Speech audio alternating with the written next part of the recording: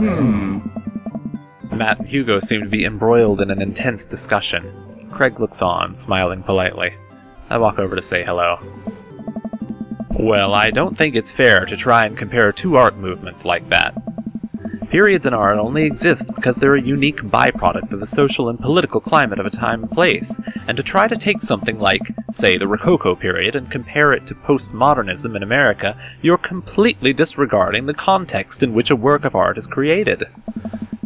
Matt and Hugo seem to be so busy talking that they don't notice me. Craig leans in. Dude, I have no idea what's happening. I want to talk to Craig. I turn my attention to Craig, who seems a little more attentive to my existence. How'd resistance training go the other day? Oh. Great! Little River here is a great cheerleader. Aren't you, tiny bro? Craig grabs River's arms and waves them around. Oh. You can do it, Dad! I'm so proud of you! I'm sorry for pooping on you! I'll look at her smile. She must be a handful at that age. Hmm? Oh, they always are. Bro! But it's so worth it. Craig grabs River's arms again and waves them around. Oh. Also, I'm sorry for throwing up on you, Dad. How you settling in?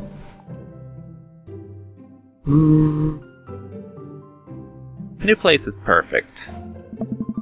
It's really cozy and the neighborhood is beautiful.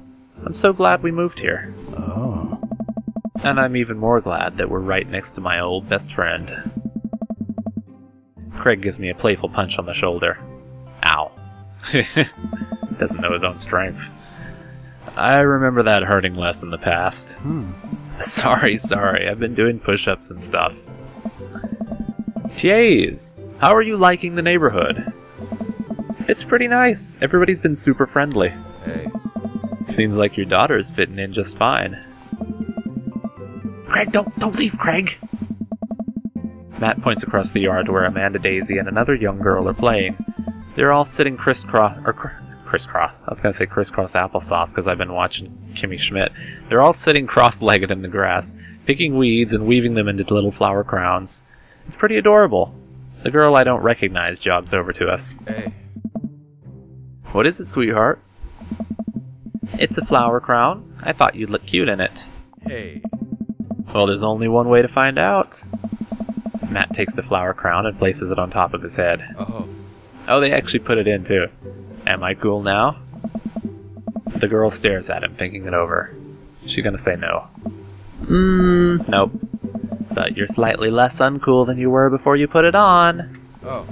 Ha! Hey, Days, this is my daughter. Hello!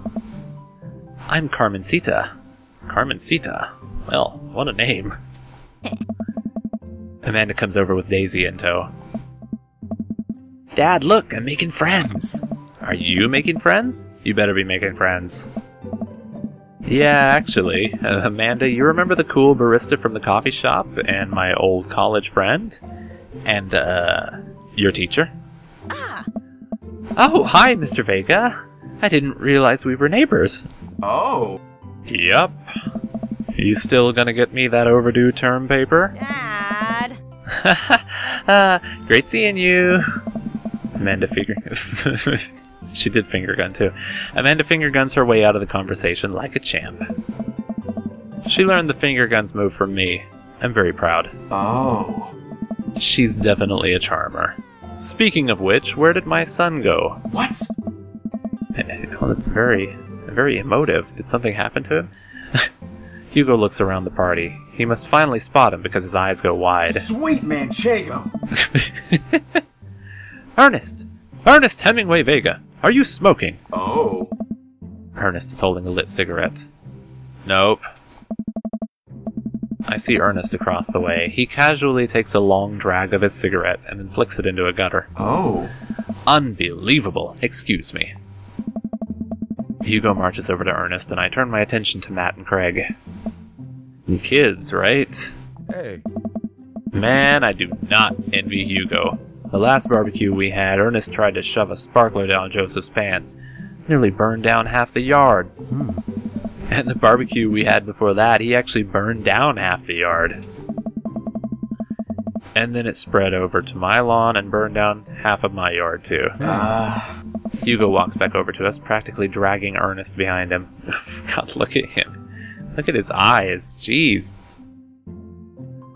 Oh. Hey, everybody. Sorry about that. Jays, this is my son, Ernest. Hello. Ernest looks away, sulking, his hands shoved deep in his pockets. Hugo nudges him impatiently. Hey. Nice to meet you, Ernest. What grade are you in? Does it matter? Oh. Ernest. Okay, I'm in 8th grade. God, are you happy now? I'm sure you were just dying to know. Yeah. Good for you. Can I go now? I'm tired of talking to old dudes who blame my generation for the failing economy. Ouch. Ernest! Oh yeah, because I'm totally embarrassing you. Ernest puts earbuds in and storms off to stand in the corner. Well, that was certainly something. He seems nice. Hugo puts his head in his hands and sighs. I'm so sorry. He's having a really rough time. As much as I want to be the cool dad, I have to be the authoritarian dad, and he clearly resents me for it. I mean, I think as a dad and a teacher, that's about as authoritarian as you can get. Honestly, are any of us cool dads? Is it even possible to be a cool dad? What? I'm as cool as a cucumber. Hey. See, that right there. You can't say that. Oh. My kids think I'm cool. But for how long, Craig? How long do we get to be the cool dads? I don't know. I don't know. Hey. I think we just have to accept the fact that as dads, we've become the machine we once raged against, and accept our fate to unironically wear socks with sandals. Your kids may think you're cool now, but the moment they hit puberty, you're doomed. Amanda's 18 and she still thinks I'm cool. I yell across the yard to my daughter. Amanda! I'm cool, right? Amanda just laughs. She keeps laughing. I see your point. Oh no. As much as we all want it, I don't think it's as important to be a cool dad as it is to be a good dad. We can't all be best friends with our kids. It just doesn't work. I mean, look at me and Ernest. Our job as parents is to make sure our kids turn out okay. Yeah, you're right. But it'd be nice to have it both ways. Hearing these guys talk about this makes me think of my own relationship with Amanda. We get along so well, but there might come a time when it won't be like that. Is college when that happens? Hey. Don't let us eat up your time, Jays. Go meet some of the other people around the neighborhood. Well, let's go meet Drunk Dad over here. I glance across the yard and notice Robert and Brian chatting over drinks. Man, I don't think I want to deal with being one-upped by Brian right now, but I guess I could live with learning more about Robert. Oh no, they caught me staring. Oh no, Brian's waving me over. Shoot. I flash a smile and walk over to them. Hey, guys. Jays, how the heck are ya? Settling into the neighborhood, alright? Oh, you betcha. Got the living room in order at least.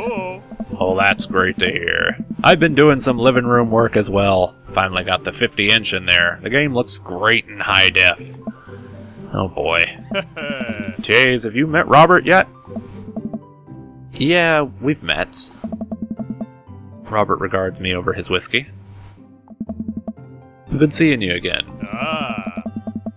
We were just talking about my most recent camping trip. Spent a night out in the woods with Daisy and Maxwell. She's definitely an outdoorsy one. Even caught her first fish. It's good to see you taking your daughter out like that. I bet she loved it. And it's great that she loves the outdoors.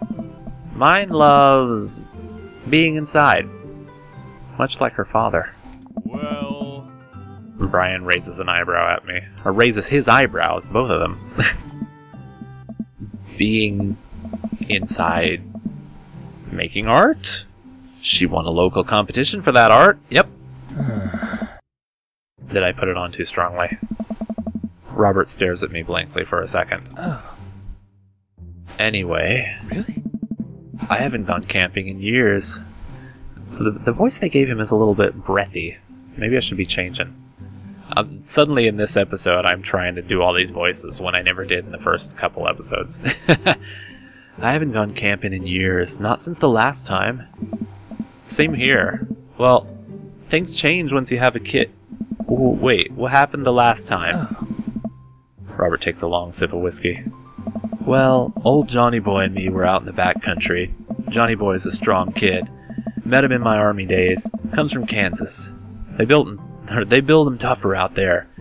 Anyway, things go south pretty quick. Johnny Boy breaks his ankle when the rope bridge snaps. He talks in really short sentences.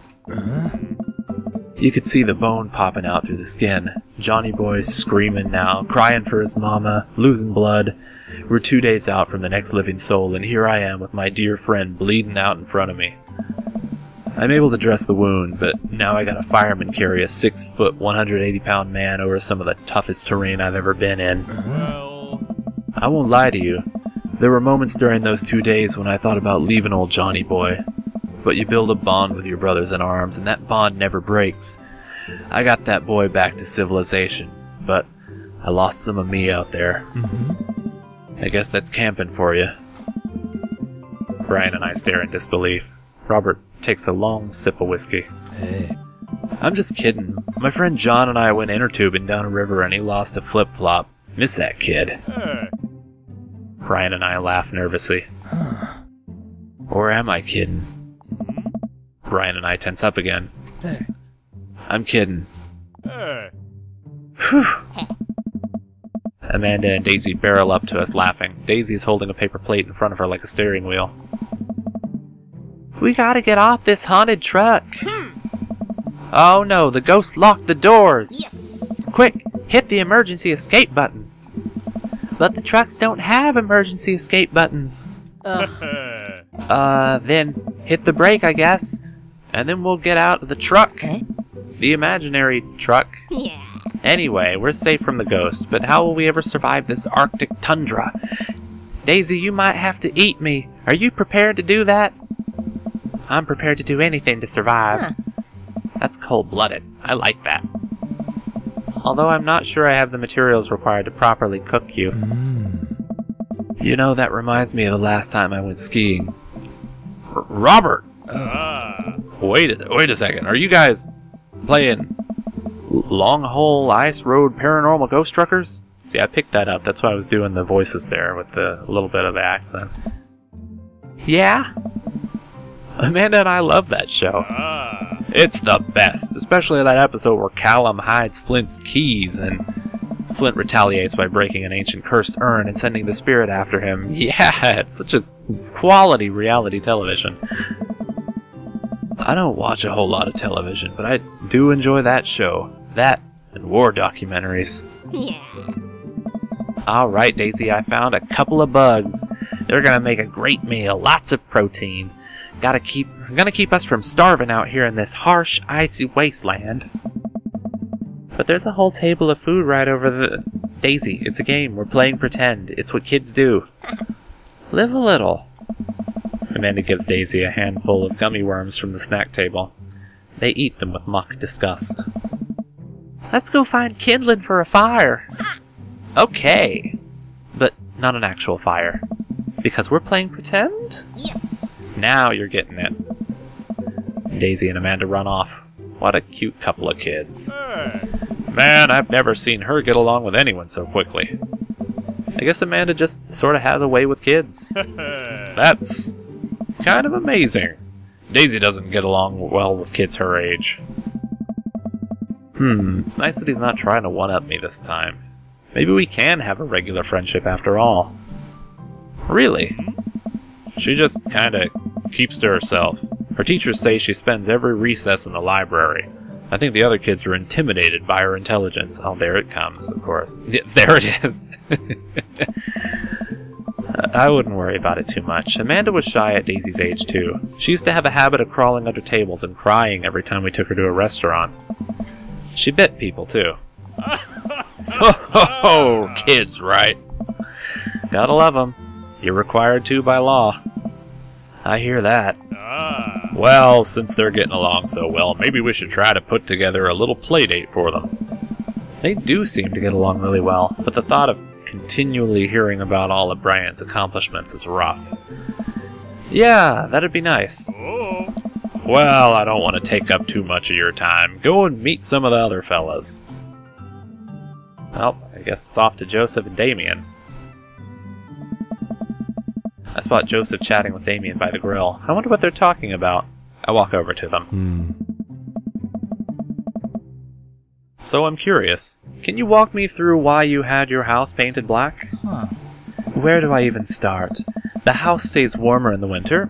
It provides an artistic contrast to the rest of the neighborhood, and it complements the crimson interior perfectly. Oh. See, I don't even know which accent I'm doing at the moment. It's definitely an interesting choice. Thank you. I'm very proud of my abode. Oh. Jeez, I was just having a conversation with Damien here about his, aesthetic design choices. Ah, greetings once again, Tiays. Do tell me about yourself. Are you new to the area? Yes, my daughter and I just moved in the other day. Oh. Are you enjoying the party so far? Oh, definitely. Thanks so much for putting this on. It's nice to be in a cul-de-sac where everyone is so friendly and welcoming. Oh. Amanda walks up to the conversation. Hi, it's Damien, right? My name's Amanda. At your service. What a pleasure it is to meet you. Damien finishes the sentence with a flourish and a bow, producing a single rose and offering it to Amanda. Amanda blushes and returns the gesture with a curtsy. My, do you know how to treat a lady? Hello, Amanda. Seemingly out of nowhere, Joseph's twin kids appear. Are they speaking in unison? Whoa! Hey. Won't you come play with us? Oh god, they're saying it! I knew that was gonna happen at some point. Come play with us. Forever. Guys, enough with the creepy twin shtick. We've talked about this. Christian and Christy slowly back away. Where do you think they get that from? Mary pops into the conversation, wine in hand. Look at her, I like her already. Oh. I, don't know. Mary takes a long sip of the wine. I think I might have taped over a VeggieTales VHS with The Shining. Who knows? She takes another sip of her wine. Where's Krish? Wasn't he with you? You had him a moment ago. He's probably stuffing dirt in his mouth. He'll be alright. Toddlers are pretty resilient. Mary tips her glass to me. Ain't my first time to the rodeo. It's my fourth. I've squeezed 4 little... Sweetheart, would you do me a favor and please find Krish? That would be great. I could have read that like, what's that character from The Office? That'd be great. I'm sure he's fine. Mary? Okay, jeez. Mary finishes her wine and wanders off.